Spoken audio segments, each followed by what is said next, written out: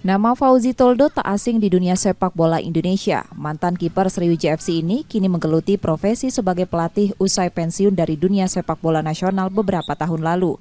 Pemain yang pernah membela sejumlah tim seperti Persik Kediri dan PSM Makassar kini fokus membina pesepak bola muda di Sumatera Selatan.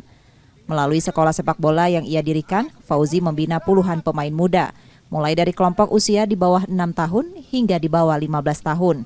Ia ingin melahirkan pesepak bola berpotensi yang bisa bersaing di sepak bola nasional.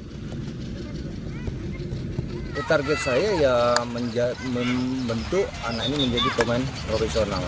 Target saya yang membanggakan Sumsel. Saya ingin mencari Fauzi Toldo yang lain untuk Sumsel. Meskipun telah mengantongi lisensi CAFC, Fauzi menyadari potensi pesepak bola muda di Sumatera Selatan masih minim pemantauan dari klub-klub besar. Senang nggak ikut latihan di SSB ini kan? Senang. Kenapa senang? Karena dilatih oleh mantan pemain Sriwijaya dan kiper nasional. Ilmu apa aja yang kamu dapat? Cara passing, shooting yang benar, cara dribble. Penyebab kurang diliriknya pemain sepak bola Sumsel salah satu kurang kompetisi sepak bola yang ada di provinsi ini. Fauzi pun berharap ke depan ada lebih banyak kesempatan untuk mengembangkan talenta-talenta muda di daerah ini. Nur Muhammad, Kompas TV, Palembang, Sumatera Selatan.